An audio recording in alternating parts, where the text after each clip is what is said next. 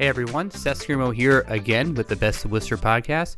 And today I have some local leaders on the school board. They're going to talk about something that they have going on. So today on the show, I have Jody and Cody. Jody, how you doing today? I'm good, Seth. Thanks for having us. Cody, how about you? Yeah, same here. I'm doing well and appreciate you having us. Awesome. Well, thank you both for being here. So let's get started with a little background. I'm going to ask each of you to introduce yourselves and tell us a little bit about what keeps you busy in our community. Jody? All right. Thanks, Seth. So I guess just a little background. Born and raised in Wooster, Ohio. Graduated from Wooster High School. I went to Kent State for my undergrad in accounting. And then after school started at Rubbermaid, spent about 5 years there. And then transitioned to Smuckers and spent 26 years there. So I am married to my husband, Dan, and we have one son, Devin, who is 21. And Cody? Yeah, I grew up south of here, went to West Holmes, attended undergrad and grad school at the University of Akron. And my wife and I actually then decided to move back to the Worcester area as we were kind of starting our careers. It's been just a great community. We've loved being here and now have two sons that are here and will be in the district. As far as professionalism goes or the professional side of things, work as a financial advisor here locally. Awesome. Thank you both for sharing that. So you both play a role in shaping Worcester community schools. Can you share a little bit about what you do and why does it matter to our community? Jody, let's have you go first. All right. I'm currently a board member, actually in my fourth year as a school board member. And when I think about our role as a school board member, we mainly ensure, governance with the district. We ensure there's accountability. We help set policy.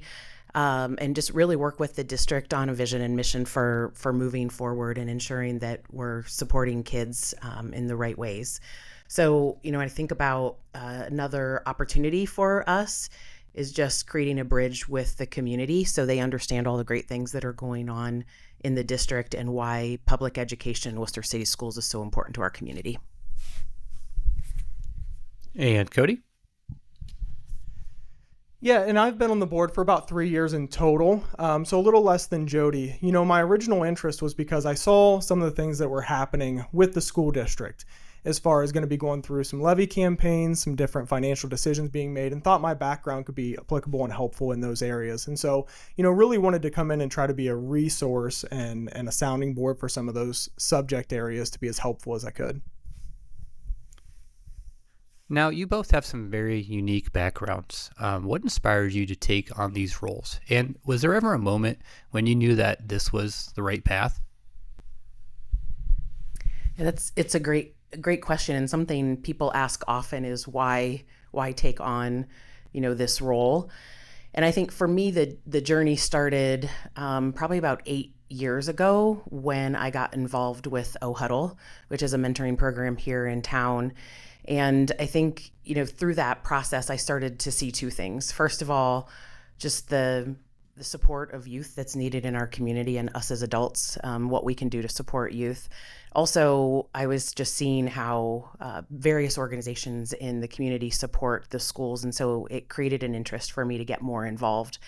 And then I also started to think, and Cody alluded to this too, that I had some skill sets that I had learned through my professional career that I thought could add value to the board. So all of those things together prompted me to, want to take on the role.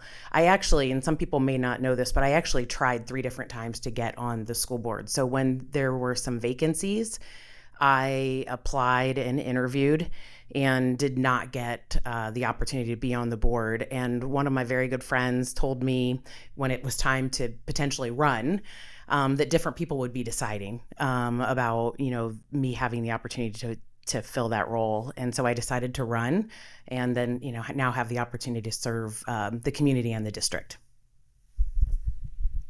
And Cody, how about you? How did you know that this was the right path?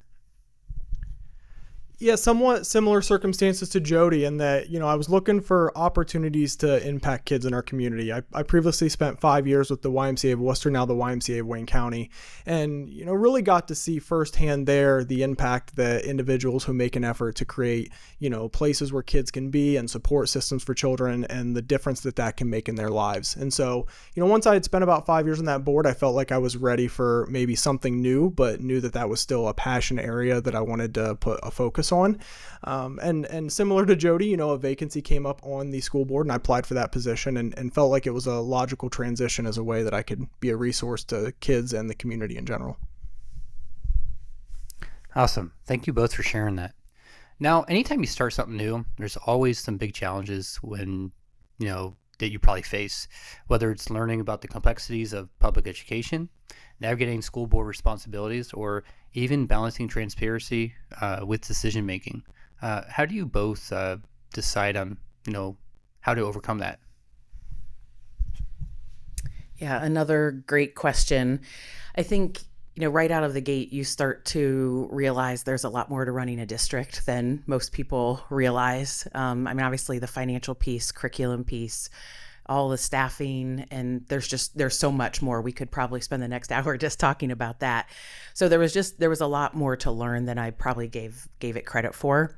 I think the other thing is being in a publicly held office, following the rules and guidelines to make sure that you're doing all the things in a public view. And certainly when I say that, it's not like we're trying to hide or do anything behind closed doors, but the fact that all decisions, all discussion, is to happen in public. So making sure that you're following those sunshine laws. Again, I come from a corporate background where you want to decide something, you get a group of people in the room, you talk about it and you move on.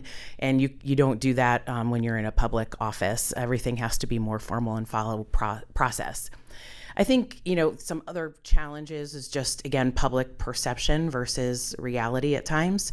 There are nuggets of information out there, and so people make judgment on that. And so something that we've talked about as a board quite a bit is how do we get more information out to the public more consistently? I think the district has done a fantastic job with communication lead that is getting, the tutor talks and updates in the Wooster Weekly and the minute, I can't remember what it's, the minute. There's a weekly minute that is sent out. This is a quick view of what is going on in the district. So I think, again, just getting more consistent information out. And then the last thing that I will mention is that with social media, sometimes it can be tricky.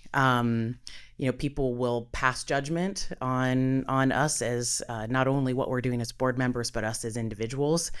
And that has taken me a little bit of time to figure out how to manage and process. So lots of great things have come with being on the board, but those are just a couple challenges that I have personally faced.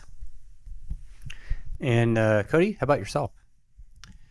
Yeah, I'll echo a lot of what Jody said. As I mentioned before, I came into this with a background in finance and thinking, hey, this is an area where I can be a resource. And you realize pretty quickly how many different subject areas you really do have to be flexible and capable in. And so, things like curriculum, it takes a lot of effort for me to try to make sure I'm well versed and educated in those areas, because ultimately you're making decisions that impact those things. Same with legislative measures and other things of that sort, where, it's not your area of expertise. And so you have to spend a lot of time not just understanding whatever's in front of you, but understanding the process that those things go through to even make it to you, to help you make, well thought out decisions.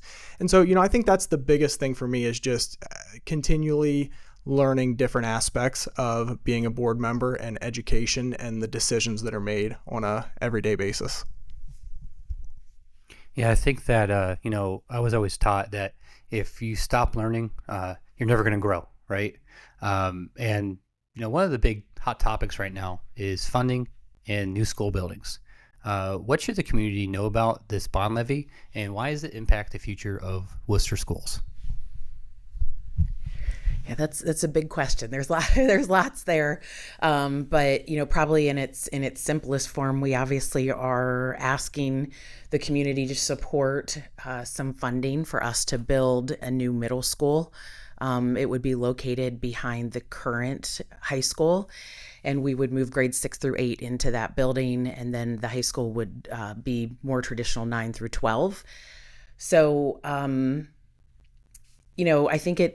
guess part of your question was why it's important right now, right? So, we feel like we are at a little bit of a crossroads with, quite honestly, the Cornerstone building. And first of all, we feel a new building that is more modern, has flexible learning space. We feel something placed up on the main campus is the right location. We feel like getting I mentioned grades 6 through 8 and 9 through 12 into buildings. We feel all of those things are right. We also, though, again, are at a crossroads where we need to decide about investing money in an older building that has served the district incredibly well for a long time, versus something new that is more functional. So we know we could invest money in Cornerstone, but it still would not fully meet the needs of the students and the teachers. And so that is why we're looking and asking for the bond levy on May 6th. And Cody, how about yourself? Why does this bond levy stand out right now? Yeah, a couple of the things that I look at and why I think now is an important time to start this process. The biggest thing is we just don't want to get too far behind as a community. We have a gorgeous high school, and we are so fortunate to have it. And it was built 30 years ago, and the other 5 buildings were built essentially 60 years ago or longer. And so, we're sitting in a situation here where, hey, we built one building in the last 30 years, one building in the last basically 60 years. We know this is a big ask. We know nobody likes property taxes or additional expenses. But when we consider, hey, what does the future look like if we don't start taking some actions now to make some progress? These projects probably only get bigger and bigger over time, and construction costs are only going to go up. And so, trying to spread these projects out over many decades rather than 20 or 30 years from now, hey, it's catastrophic, is really, I think, one of the big things. The other thing that I look at and I try to bring to the community and speak about some is the impact that schools have on communities and property values. You look around any community you would want to live and raise your family in, and pretty consistently you can pinpoint that they have a strong school system.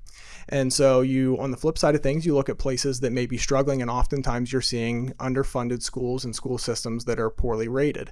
And so making that investment in schools seems to bring strong communities, places you want to raise your family, places you want to live, places that business want to bring their companies and create new jobs and those things. And so I really do have a belief in with my background and looking at the numbers on it that, investment in schools brings serious appreciation to property values. And I think that stuff all comes back around full circle as long as, we're willing to make that investment and then wait for the positive ramifications to come.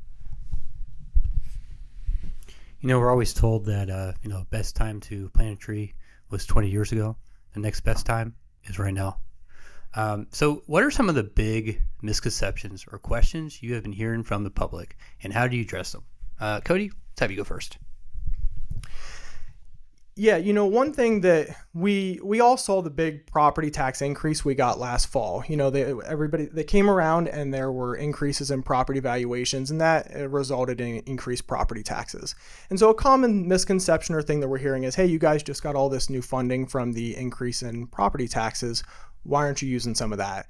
The reality is we didn't get to experience a lot of that. So it gets pretty messy and something that I had to educate myself on, but there's inside versus outside millage. And so a majority of what we are funded by is what's called outside millage. So those property valuation increases don't actually increase those amounts. That what we're going to get is fixed, essentially.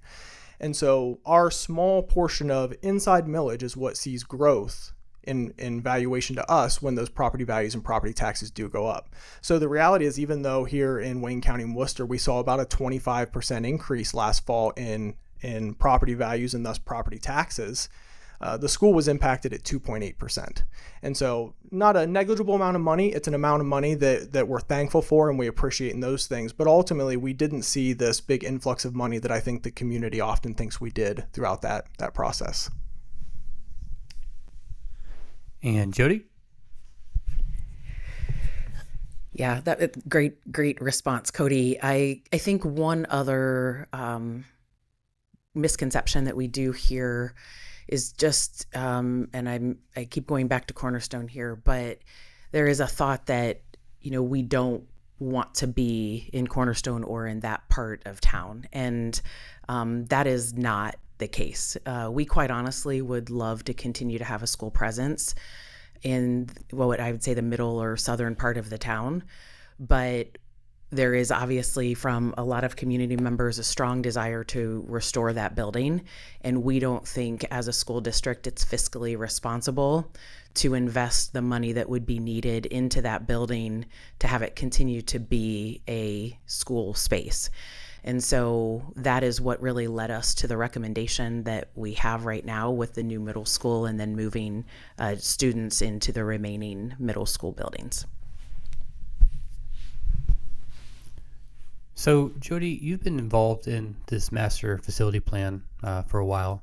And Cody, you've been working on educating the public about this bond levy. What has the process been like, and what do you hope to see happen? Jody, we'll have you go first. Yeah, so really, we could go back quite a few years. We think about so Gabe Tudor has been our superintendent for about 4 years, and this process actually started before he was in seat. There was a number of community members. We called a business advisory council that represents, again, multiple business leaders, a number of educators, just various people that have came together to come up with a master plan, a master facility plan. And, if we go back to 2023, we did propose a plan back then that was over $100 million ask that was inclusive of a new middle school and a new facility at the Cornerstone site. Our hope was to be able to restore some portion of that building, but we weren't certain that we could. And, we obviously failed significantly. The community spoke very loudly that they were not on board with that plan. And I think there were multiple components that we were asking for a lot of money. It was a really tricky time, and beyond Wooster, I've heard Gabe say multiple times that gas on the day of the election was $5.15 per gallon. So, there was just a lot of concern. It was Cornerstone restoration. There was so much. And so we did really regroup after that election in 2023. And certainly administration and the board spent a lot of time understanding what the community's needs and concerns were. There were multiple community sessions. There were multiple meetings, one-on-one meetings. And then we also did a survey to the community, which we had over 1,000 people respond to. And then we took the results of that survey and all of those conversations and came up with the plan that we have today. So, I feel like we've taken communities' concerns and considerations into this new plan. Does it address everything perfectly? No, but we are at a time where we need to make some hard decisions so that we can move forward. And Cody, what has it been like on educating the public about this bond levy? Yeah, it's been interesting. Like Jody said, this has been in the works for a number of years. And so especially when you make a big change to the plan, as we did through the community feedback and trying to reestablish what we want to do based on the feedback of the last levy, we come back around and, the community quickly is like, oh, here they are again. They're looking for another ask. And, the education piece is really trying to say, hey, it is another ask, but we've tried to take everybody's feedback. We've tried to come to a conclusion that fits this community and isn't just a decision that the board members made. Truly, almost no aspects of this plan came directly from the board members. It was through community feedback from educators and the superintendent. And so, really I think it's educating that we're coming back forward with a smaller plan because that was the ask, going with a single building, bringing that millage down from 6.7 to 3.4, the annual cost coming down from 236 to 119, trying to focus in on a middle school. That was a lot of the feedback we got, that may be a good place to start or a place that needs some attention in order to make some of the subsequent changes down the line. And so it's just educating that, yes, we are back and we're asking again, but we ask that you look the plan through, understand what's involved, see the differences from last time, and give it a good chance to try to envision how it benefits our community. Awesome. Yeah, definitely. When you educate more people they become informed, and when they become informed, they can make better decisions. You both have mentioned the importance of continuous learning. What are some of the ways you grow professionally, whether it's conferences, networking, or self-education? Yeah. So there are probably lots of different ways. And when you sent this question, it was like, oh, what am I doing? And then it was like, okay, I do have a list of ways that I'm continuing to try to educate myself. So just first of all, through an organization called OSBA, Ohio School Board Association, there are conferences that we can and do attend. They also send regular updates where we can do webinars. We have articles we can read. So I personally leverage the OSBA quite a bit. They also have a legislative arm that they do regular report outs that we get so that we can stay up to speed on changes that are happening in Columbus. I also listen to education-based podcasts. I know Cody and I have talked a lot about some curriculum discussions and have found some podcasts related to that to help educate myself on, in particular, what I'm thinking about is like science of reading. I have some books around school board governance that I have read, and then just a lot of networking and talking to people. So I've spent time with prior school board members. I've spent time with people just in the community. And I would say I also learn from the other school board members. I think we have a great mix of people and backgrounds, and we do depend on each other and leverage each other quite often. And how about you, Cody? Yeah, for me, I do enjoy a lot of self-learning. I enjoy taking an opportunity to go do my research on subject areas and try to make my assessment of them and those things. Otherwise, we are lucky to have a really diverse board in terms of background. We can really lean on each other in a lot of ways. A previous board member was from a law background and was vastly helpful from a legislative standpoint. Obviously, Jody's expertise. We have some individuals with education backgrounds, and so that's all very helpful. With really knowing my subject area or my area of focus is finance, and I want to make sure that I'm educated enough to be helpful to other board members. It's spending time with the treasurer. She's been great in spending multiple instances with me and educating on the different types of millage, how school funding works, and those kind of things. And so I think really leaning on the resources that we have at the administration level within the school, and then teachers and other board members, really has been huge in educating on how our district works and some of the things we're struggling with and the needs. No, it's definitely good to be able to find answers that you need when it comes to these issues. So being visible and engaging with the community is key to your work. How do you connect with the people of Wooster to ensure their voices are heard? Cody, we'll have you go first. We've really made an effort since the past bond levy in 2023 to be as transparent, open, and available with the community as we can. And so, oftentimes you may even see it on social media when there's a post and one of us may say, hey, here's our email address, our phone number, like the board members, our information is online, reach out to us. And I can speak for myself personally, but if I get an email or a message, none of them go unresponded. We want to work with the community. We want to hear that feedback. We did the large surveys and those things for a reason, because we want this to be a transparent process where everybody knows the inner workings of the plan, and they know that we're available for any questions they might have. And so that's, I think, the biggest thing is trying to be not just visible in the community physically, but reassuring that, hey, if someone wants to talk to one of us about something, we are always here. I have full faith in this whole board that we are available. And how about you, Jody?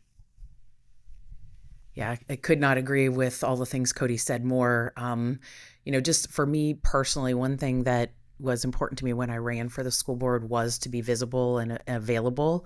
And so I had made a personal commitment to be at a school board function every week in the district. And for the most part, I have done that over the last 3.5 years. So drama events, sporting events, kindergarten, first grade programs, whatever that may be. And I think, I want to do that for two reasons. One is to support our students. They deserve there to be a lot of adults cheering for them and encouraging them. But then also, I want people to know who we are and that we are approachable and we're accessible. And to Cody's point, we want people to reach out to us if they have questions or if they're unclear on something, and we will respond to them. Yeah, it's good to know that you guys are both very easily approachable. So since starting, has there been any major changes or shifts in your approach to your roles? Jody, we'll have you go first. Yeah, I think, certainly as I think any of us, as we learn, we evolve. As I was thinking about this, probably the biggest thing for me was remembering what our role is as a board member. I think at times there is, again, a perception that there's certain things that we can tackle. And, oftentimes we have to remember what is administration's to manage and what is ours to manage. And so, oftentimes people do come to us with things, and I have to, say, appreciate you coming to me. Well, I will pass it along, but this is somebody else's to solve. And so, again, as I got on board and really kind of got settled into the role, it was making sure that I don't want to say staying in my lane, but some ways making sure that I remembering what the role of a school board member is and respecting that, and quite honestly, respecting the administration and what their role is and what their capabilities and what they should be solving. How about you, Cody? Is there anything that you changed since you started?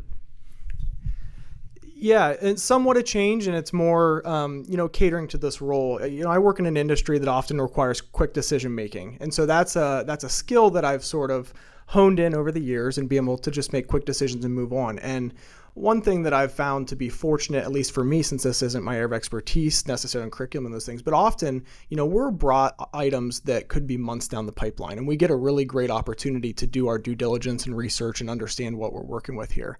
And so it was a little bit of a shift to just, okay, take a step back. You have an opportunity to make a more thorough and proactive decision here than you might otherwise. And, that's been a really refreshing thing, but it's been something I've had to get used to where, the presentation of anything really often has at least a month until we make a final decision on it.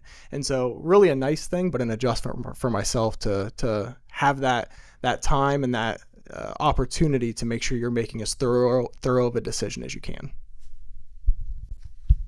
No, for sure. You definitely want to take time on very important decisions, especially when it impacts other people. So let's say we had a crystal ball in front of us and we could see exactly where we wanted to be in 5 years. Now, Jody, I know that you expressed that you're planning to run again for a second term. What would you like to accomplish in that time? And Cody, what impact do you hope to make in the Wooster community? Yeah. So I had mentioned before, I'm in my 4th year of my term. So I do plan to run again this fall for another 4-year term. So that will take 4 of the 5 years. And then, at that point, I'll be closer to retirement, and, that would probably be the last term. And I also do think after a couple terms, it's good to get new people on the school board. So that is my plan, at least, for running. What I hope to accomplish, I'm certainly hopeful that we have a pass of the levy, next month, and that we are building and opening a new school and transitioning students into, into that building, and then making the other changes that come with that. We have talked a lot, obviously, about the building and the levy today, but there is so much more for us to continue to accomplish as a school district. We do well when it comes to our scorecard or our report cards, but there is a lot of work being done in the district to continue to improve our students' scores and how they're doing. And certainly tests aren't everything, but we continue to offer more services to kind of support the whole student or the whole child, whether that's mental health, whether that's food, whether that's clothing. I mean, there's just so many other things. And then, just continuing to support the extracurriculars that offer so much to our children's lives and school experiences. So it's really just continuing to make Wooster City Schools the best school that it can be and lift students up in all ways possible. Awesome. Thank you for sharing that. And Cody? Yeah, my family and I have been here for about 10 years now. And really, ever since we got here, my wife and I have discussed that, this community has just been good to us. Anytime we've needed help or we've went on an endeavor or whatever it might be, the community has always welcomed us. There's always been resources. There's always been opportunity to get involved. And, kind of spinning off a little bit, I say that to people all the time. They say, hey, where do I start if I want to, get involved or do something? And I say, Wooster is such a great town in this way. It's big enough to have all the resources and things you need, but it's small enough that if somebody wants to get involved and make a difference, there's places you can do it. And so, you start telling a few people, hey, I want to get involved. I want to make a difference. How can I help your organization? I promise there's opportunities out there. And so, I continue to try to practice that and say, hey, I think, I've enjoyed my time on the board. I've enjoyed my time with the YMCA. I don't know what the future necessarily holds for me at this stage, but what I do know is that this community has been good to our family, and I greatly look forward to being involved in whatever capacity that might be. And I know that opportunity will present itself. Yeah, I think we're definitely blessed to be in the community that we're in. It's a vast, great opportunities for anyone to get involved in. So let's say we had a listener and they are looking to get involved with serving their community, whether it's through some school board functions or other local initiatives. What advice would you give them? Yeah, I guess I would first say don't be scared to lean in. Running for a public office maybe versus being a board member on a nonprofit, you may approach those things a little bit differently. But I will tell you, it was incredibly uncomfortable to run for public office. I had to put myself out there in ways that I wasn't really comfortable with and I had never done before. But it certainly has been more than worth it. But again, even if it's a board member or volunteering somewhere, if you have that passion and you have that desire, lean in, leverage the skills that you have. It is incredibly rewarding, and Cody just alluded to this, but it is incredibly rewarding to help support your community and just, have an opportunity to have a lasting impact on Wooster as a whole. And how about you, Cody? Yeah, I really think there are endless opportunities to get involved. Whether it's with, even the city itself has many different committees and different things that look at the future of Wooster. How's it going to grow? What's our plan for the future? There's countless nonprofit organizations and other organizations that are always looking for support and possibly board members. I look back and I was very, very young when I joined the board at the YMCA. And I think to myself, well, how did that all come to pass? Because, you probably was younger than your normal board member is and didn't necessarily have experience in that area that would have led to that. But really what it took was just putting myself out there and saying, hey, I appreciate what you guys do. I want to be of help. Here's what I think I can offer. What can I do for you? And I think if anybody in this community does that with whatever organization they have a passion for, there's opportunity there. Oh, for sure. Definitely a good place to be if you're looking to serve. So let's change subjects here and let's talk about giving some people some credit. Jody, you've credited your husband Dan for being a huge support system. And Cody, you mentioned that there's a lot of people out there that sometimes feels like it's too many to list. Are there any mentors, other family members, or colleagues you'd like to give a special shout out to? Yeah, I know you already mentioned my husband, Dan, but just again, further kind of call him out. He is somebody that always believes in me. He's willing to, if he thinks I'm misbehaving a little bit, call me on it, challenge, my thinking sometimes. And he is a cheerleader that is there on the sidelines all the time. And I think, I think back to my career and where I'm at now, and he certainly sacrificed some of his own interest and and endeavors to support not only me, but our entire family. So I appreciate that. And, like Cody, there are so many people that have just invested time in me, just willing to give advice and give thoughts on, how to proceed and how to move forward. So again, probably more than I can list, but a special call out to Dan. Dan, the man with the plan. Yeah. All right. And Cody?